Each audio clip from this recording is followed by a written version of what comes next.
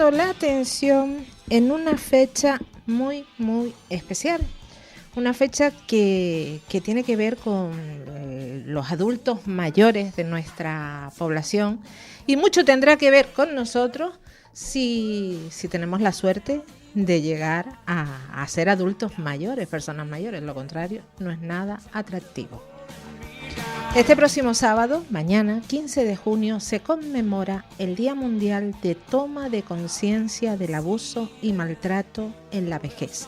A propósito de ello, vamos a hablar en esta próxima media horita. Saludamos a nuestros invitados que se encuentran aquí, parece que están haciendo un examen, que les voy a examinar tomando nota.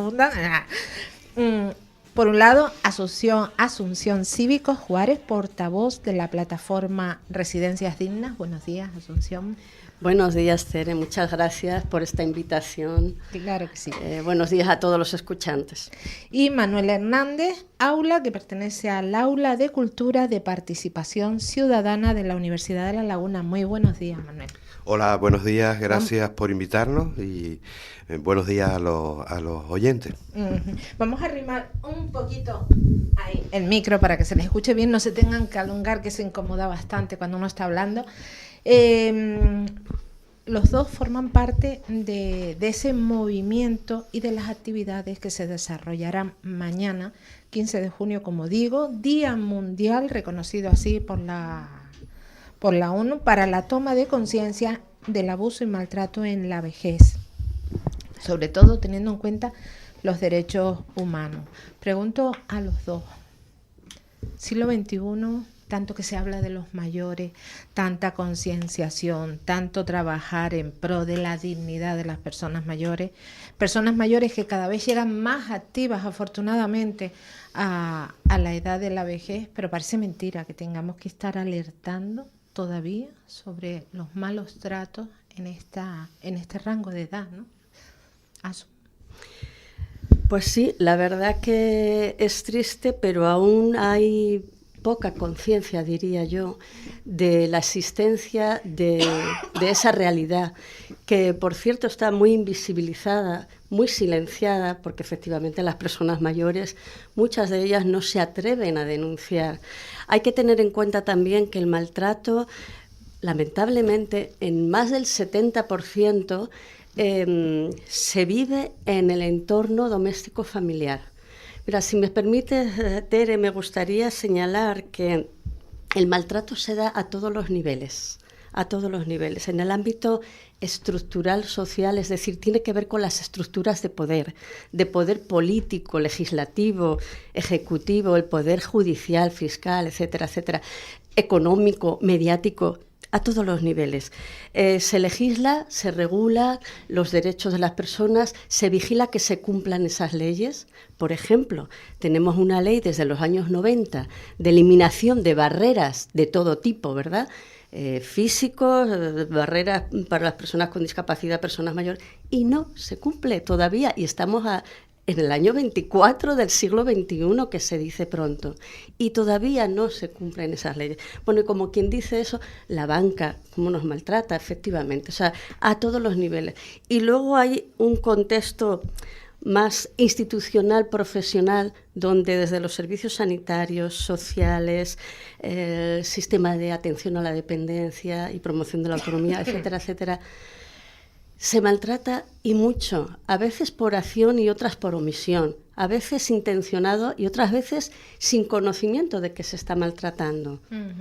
Manuel, aula de cultura de la UL, participación ciudadana. Yo hablo de cultura, cualquiera habla de cultura y parece que ponemos, el listón horizontal, lo más lejano, estamos todos preparados. Pero sin embargo estamos asistiendo a algo que tiene mucho que ver con el aspecto cultural de la sociedad. Es horroroso, lastimoso, maltratador, como es el edadismo. Personas que cuando ya llegan a la edad, yo digo 45 o 50 años, salen del mercado laboral, muchas de ellas, gran proporción, por edadismo, pero un edadismo que se vuelve más cruel cuando ya se llega a la jubilación, que parece que están desterrados de todo, cuando son personas jóvenes, activas, algunas tendrán problemas de psíquico, mental, pero como también lo pueden tener de 20 y 30 años. ¿Qué observan ustedes desde esta aula de cultura cuando se reúnen en torno a este tema, desde el aula de cultura y desde fuera? El aula cultural de participación ciudadana, como su nombre indica, procura estimular que la comunidad educativa, la comunidad universitaria, se implique socialmente, ¿no? La universidad está abierta, la universidad nos pertenece a todos y está comprometida con el cambio social, ¿no? Con la transformación. En concreto, en lo que te refieres tú, Tere, del edadismo, le ocurre a los jóvenes, que muchas veces los mayores, de algún modo desarrollamos un sesgo, una forma de verlos a ellos y no intentamos comprender. Y no hemos olvidado de que fuimos jóvenes. Y ocurre al revés. Pues otras personas, pueden ser adultos o pueden ser jóvenes, que ven a las personas mayores, nos ven como pues seres inútiles, seres que ya no podemos aportar a la sociedad. Y la verdad pura y dura es que tenemos mucho que dar. Somos una nueva generación de personas mayores que nos incorporamos a los que siguen vivos y estamos procurando gente que alguna es muy formada, que son doctores, que son licenciados, tienen estudios universitarios o no tienen estudios universitarios, pero están comprometidos, tienen una manera de entender ser persona mayor activa, de algún modo comprometida socialmente, intentando pues eso, defender también nuestros derechos y los derechos de toda la comunidad. Hablábamos de ese maltrato, Asu, nombrabas maltrato institucional, maltrato económico, maltrato cultural. Dentro del institucional, que parece que se empiezan a ver carteles con el día de mañana, ¿no? Defendamos, evitemos y demás, pero sin embargo quizás es uno de las vértices, de las vertientes que más maltrata a los mayores. Sí, entiendo que te estás refiriendo ahora a las instituciones desde el ámbito de los servicios sanitarios, las residencias, los centros sociosanitarios. A las administraciones públicas en general y al legislativo, porque está claro que se aprueban leyes con mayorías incluso de todos los grupos parlamentarios, pero después el ponerlas en marcha, total, son mayores, ellos no lo necesitan, vamos a dejarlo pasar. Efectivamente, esa es una de las formas de maltrato y muy extendida. Cuando se legisla o cuando se deja de legislar en función de garantizar ciertos derechos, libertades que tienen todas las personas en general, y como estamos hablando de los mayores, pues hablamos de los mayores o de los viejos, en fin, que a veces utilizamos eufemismos, ¿verdad? Pero, bueno, cuando se legisla en favor de las personas mayores y no se hace un seguimiento y no se ejecuta por el Poder Ejecutivo o no se vigila, por ejemplo, por la Fiscalía o no se garantizan esos derechos por parte de los tribunales. Existen muchas realidades en ese sentido que son sangrantes. Por ejemplo, cuando tú permites que la banca abuse de esa manera, cuando tú permites que exigencias de tipo... Hay que entender que las personas mayores nos hemos educado en un contexto analógico, por así decirlo. Es decir, no existían estas nuevas tecnologías. Ahora todo tiene que ser vía digital, vía online. Bueno, yo agradezco mucho a aquel médico tal que protestó y que llevó a cabo una campaña en favor de que, bueno, que no todo sea, por ejemplo, en la banca, ¿no? Que no todo tenga que ser vía digital, vía online. Hay personas mayores y tenemos todo el derecho del mundo a que nos atienda un gestor cuando vamos al banco, que nos explique con claridad, que no nos estafen y no nos engañen, por ejemplo, ¿no? Con medidas de tipo financiero que resultan en detrimento o en perjuicio de los mayores. Por ejemplo, la hipoteca inversa, que se convierte a veces en que la persona mayor en 4 días ha perdido su casa y cosas por el estilo. Poco se habla de eso de la hipoteca inversa, se vende como la panacea, ¿no? Lo que te va a arreglar los años, lo que te va a pagar esa maravillosa residencia. Pero, sin embargo, ni es tan maravillosa la residencia, ni te la va a pagar los años que dure, ni mucho menos. Yo recuerdo un caso que yo decía, sí, entra por la puerta de tal hogar por la puerta 1, que es donde se recibe con alfombras, y en cuanto ya los haberes y los están a nombre de la institución, pasas a la puerta 2, donde nadie te reconoce. Ya. No sé si suele pasar esto. Eres portavoz, Asun, de la plataforma Residencias Dignas. Sí. ¿Qué pasa con las residencias, los mayores? Porque ahí también hay mucho que decir. Bueno, pues en general es una realidad muy dolorosa, porque se dan muchísimos casos de abandono, de negligencia, de escasa atención. Hay que tener en cuenta, entre otras cosas, que más del 70% de las residencias son privadas o de gestión privada, siendo de titularidad pública, pero de gestión privada. Y ahí lo que prima son los intereses de la institución. La organización, la programación está hecha en función de los intereses de la propia institución, de los trabajadores, etcétera, etcétera. La persona mayor que ingresa en una residencia pierde el control sobre su vida, se les separa, se les segrega de la comunidad.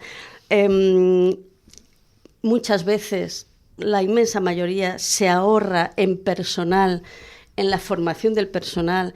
Están muy mal pagados, por otro lado, están sobrecargados de trabajo, es decir, que no quiero cargar las tintas sobre nadie en particular, pero que la atención, o mejor dicho, la desatención, está bastante generalizada,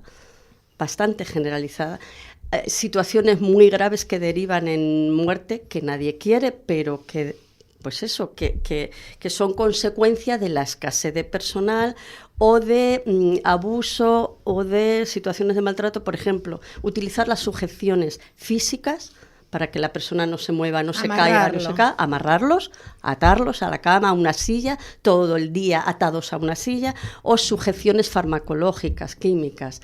Es decir, empastillamos a tal y así no, bueno, pues no molesta. No molestan, así de claro, no quería utilizar ese término. Es que hay que hablar claro. Pero es así, pasan muchísimas cosas que, en fin, muchas desatenciones. Muchas. Estamos hablando de casos ya de dependencia, ¿no? Cuando hablamos de que una persona tenga que ser amarrada o empastillada, hablando claro. Son personas en situación de dependencia, efectivamente. Pero y cuando, perdona, Tere, en centros, digamos, de mayores, de personas mayores que son válidas, que están bien, con buena salud. Autónoma. Sí, que podían desarrollar una vida autónoma donde prácticamente están encerrados allí, sin actividades, sin estimulación, sin oportunidades para desarrollarse, para evolucionar, para crecer. Porque una persona mayor tiene inquietudes, tiene curiosidad, quiere formarse, quiere estar al día, quiere, digamos, formar parte de este mundo. Claro, es que una persona mayor cuando se mira al espejo es cuando tiene conciencia de que hay que mayor me he hecho, pero mientras tanto la mentalidad es joven, la mentalidad es activa, su mente tiene ganas de hacer cosas, de seguir formándose. Lo que pasa es que la realidad física, lo que ve en el espejo es lo que dice, uy, ¿cuántos años he pasado? Decía lo de en las residencias, personas dependientes, porque algo que se ve también como decir, bueno, una residencia, de que llegues por una puerta y te metan en una habitación con alguien que no conoces de nada, que a lo mejor el carácter no tiene nada que ver, y te obligan a estar con alguien sin preguntarte siquiera. Eso es un maltrato también. Eso es claramente una forma de maltrato que está a la orden del día. O sea, cuando tú ingresas a una residencia, efectivamente, como tú bien dices, te ponen en una habitación con otra persona que no conoces de nada, que vete tú a saber si eres compatible o no, que ya sabemos la convivencia, las dificultades que conlleva, y bueno, es que pasas a ser un número que, bueno, pues no importa, te encerran. Un expediente. Pasas a ser un número expediente en la Seguridad Social para justificar que están cumpliendo con los mayores y con la ley de dependencia. Efectivamente. No hacen nada más. Bueno, el caso que ustedes mañana, junto con otros colectivos, no sé si lo quieren mencionar a todos. El Día Mundial del Toma de Conciencia, ¿no?, del abuso y el maltrato a personas mayores, aquí en Tenerife se está, digamos, promoviendo por una serie de entidades. Está la Asociación de Defensa de Pensiones Públicas, de pensiones dignas, de que la gente pues tiene derecho, después de estar toda la vida trabajando, a no pasar hambre, a tener unos ingresos mínimos. El Aula Cultural de Participación Ciudadana de la Universidad de La Laguna, la Asociación de Defensa de la Sanidad Pública, porque es muy importante. Una forma, digamos, también de maltrato es no proporcionar las condiciones de atención médica suficiente, que hayan, por ejemplo, geriatras o auxiliares, digamos, suficientes. Luego está también la asociación ACUFADE, ¿no?, de usuarios, familiares de personas con dependencia, el Teléfono de la Esperanza, la Unión de Técnicas Sociosanitarias, el colectivo Lolo Dorta y la plataforma de Residencias Dignas. Que no son pocos. Decía, un apunte, las pensiones dignas para que las personas no pasen hambre. Y yo digo, y tampoco pasen ganas de comerse un helado si les da la gana, porque para eso han cotizado, ¿no? O sea, no tienen por qué estar con restricciones en el último tramo de la vida. Máximo cuando han cotizado, que nadie les regala nada. Asun, mañana, sábado, se reúnen creo que a las 12 de la mañana en la plaza de la Catedral de La Laguna. Sí. Y leen un manifiesto que se ha confeccionado junto a todos estos colectivos. Pero yo pregunto, ante todos estos maltratos, ¿van personas mayores? ¿Se reúnen personas mayores en torno a este día? Pues mira, tenemos la esperanza, valga la tal, porque el Teléfono de la Esperanza ayer en una reunión que tuvimos comentaba que muchas personas mayores, usuarias de ese teléfono y que asisten a reuniones, etcétera, van a ir. Esperemos también que familiares de personas que están en residencias tal vayan a ir. Vamos a llamar la atención con una serie de actividades que quiero dejar algo para la sorpresa, ¿verdad? Y esperemos que la gente se vaya animando a participar y escuchar y tal lo que allí y ver lo que allí se va a hacer, ¿no? Pero además, si me permites cosa, algo que comentamos no solo son estas actividades que va a haber mañana en la Plaza de la Catedral de 12 de la mañana a 2 de la tarde, sino que queremos ir un poquito más allá y profundizar en todo esto que tiene que ver con el maltrato a los mayores, a las personas mayores. El próximo jueves, día 20, de 5 a 7 de la tarde, en el Parlamento de Canarias, va a tener lugar un debate, una mesa redonda. Vamos a participar algunas de las personas que tenemos algo que decir con relación a este tema, y abierto, por supuesto, a preguntas, a coloquio, a la participación de todos. Ajá, estupendo. Preguntaba si van personas mayores, porque algo que se da, y es que las personas cuando ya se jubilan empiezan a recibir un bombardeo, ¿no? El edadismo, el vas al médico que le pasa a la abuela, el vas al banco y tienes que esperar que terminen todos los que saben hacer sus gestiones para que venga alguien a decirte con cara de mala leche, porque hay que decirlo, a explicarte cómo funciona el cajero. Sí. Pues están tan hartos de todo esto que llega un momento que dicen, bueno, esto es lo que toca, hasta aquí llegué, tiro la toalla, solo me queda esperar que venga la muerte a buscarme, ¿no? No tengo nada que hacer. Es la realidad. Mucha gente ya, cuando llega a una edad, dice, bueno, ya soy vieja, ya soy un desecho, ya no sirvo para nada, hasta mi propia familia me torea, decide por mí, se queda con mi dinero, decide lo que debo comer y cuándo. Por eso preguntaba si van a ir personas mayores o la conciencia, o sea, se despiertan esas conciencias de personas y decir, yo soy mayor, pero estoy viva. Yo creo que eso está cambiando, ¿eh? Está cambiando de forma muy, muy significativa, porque cada vez las personas mayores son más conscientes de que tienen voz, que tienen derecho a tomar decisiones, que son seres autónomos, que son seres libres y que tienen que hacerse visibles y que tienen que decirle a toda la sociedad que, oye, podemos aportar, podemos ser útiles. Esa experiencia, ese conocimiento, esa sabiduría de años puede ser muy útil para el cambio y para la evolución social, ¿no?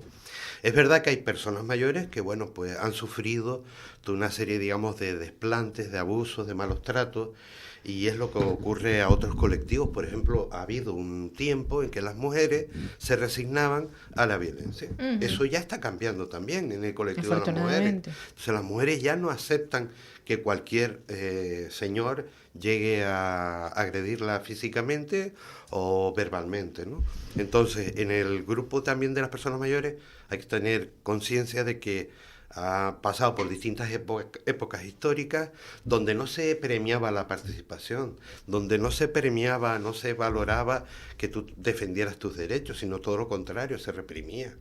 Entonces de ese ambiente, de esa historia, venimos también, somos herederos, ¿no?